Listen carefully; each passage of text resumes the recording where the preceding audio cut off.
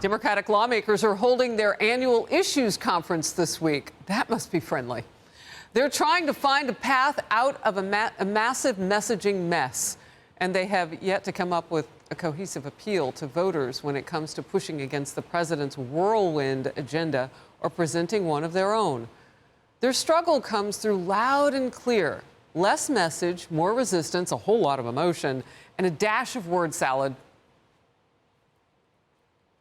House Democrats stand firmly against Donald Trump and Elon Musk's chaos and House Republican schemes to slash Medicaid, Medicare, and Social Security. We're filling a void, right? We're filling a void that's left open by our Republican colleagues who are too scared to show up to town halls. We will continue to prioritize reaching new audiences while making sure that our messaging remains clear and concise. I think that we have found the message, and the message is the same, that we are here to work for hardworking Americans and that our values are the values of everyday Americans. I think what we are working on is how do we disseminate that message.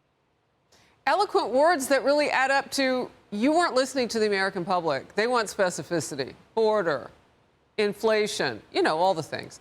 Democrats also in search of a viable 2028 candidate. Politico is reporting Rahm Emanuel is gearing up to run for president. He's a veteran Democrat operative. He served as chief of staff to President Obama and at one point was Chicago's mayor. Veteran Democrat strategist David Axelrod praised the idea and said this: who has more relevant experience? He understands how to win and speaks bluntly in an idiom that most folks understand. But a longtime South Carolina Democratic lawmaker disagrees, saying, I'm not sure people in South Carolina know or care who Rahm Emanuel is, end of quote. ESPN host Stephen A. Smith, who has a lot to say these days, is not optimistic about the Dems' electoral future. They're echoing exactly what they were doing during the campaign, which means they're not going to resonate, and they're going to ensure that the Republicans probably win the midterms and then get 4 more years come 2028, because the same song and dance with the same argument is not going to cut the mustard. A new headline brings it home. Well, we kind of already know it. Democrats turn on their party leaders. They're on their heels since Trump won the election. Here's part of it. Democrats are facing the harsh reality that they have limited pickup opportunities in the 2026 Senate races. The 2028 presidential race likely will turn into an intra-party brawl that will expose rifts over how far left to go on issues like transgenderism and immigration. Power panel now, Mehek Cooke, great to see her back, attorney and American Frontier Strategy CEO, and former Democratic Congressman Patrick Murphy of Pennsylvania, also great to see you. Look, Patrick, no one has a magic wand at this point, but I thought it was interesting. I asked you a question, and you didn't even hesitate. Stephen A. Smith might run. I mean, yeah. An outsider? Who do you want? Who do you see? Well, first off, I don't see one person right now. And, whether it's my time in Iraq or the Pentagon, I believe in a leadership principle of one throat to choke. There is not one throat choke. There's not one right now, right? Because there's no natural leader. And what you saw even in the first Trump administration, you didn't see that Republican leader come from Washington. You saw it come from Donald Trump here in New York/Florida, right? So I do think that you're going to see leadership, Democratic leadership from the states. People like Josh Shapiro, Wes Moore. And I think that's the exciting thing, is that we're going to have new voices, new leaders really stepping up. Wow. I appreciate your belief in Josh Shapiro, governor of Pennsylvania, but you could have had him as vice president, and there were some issues. That wasn't my call. That wasn't my call. Come on, Harris, you're killing me. Well, I think before we talk about who that leader is, we've got to go back to what the platform is. And I think the Democrat Party is in disarray today. It's shocking to me. You look at polling today, 27% of Americans believe that the Democrat Party really stands for us.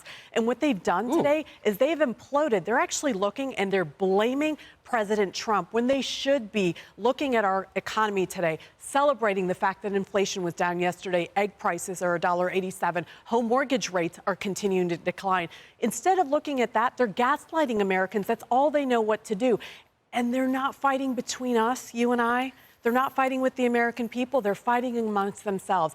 And I hope, as James Carville wrote in the NYT Post, he wrote a little column. He said, Democrats should just roll over and play dead. And honestly, Harris, I hope they do, so that the adults in the room, like President Trump, can clean up this mess. Interesting. You were talking about President Trump's recent victories, and on that it was lower inflation that ticked down. But today, the big price that everybody, or index that everybody was watching, was the production, that the produce price of things, how much it costs to make them, was also down. So it's interesting. Democrats have to come up with a message now, opposite of winning.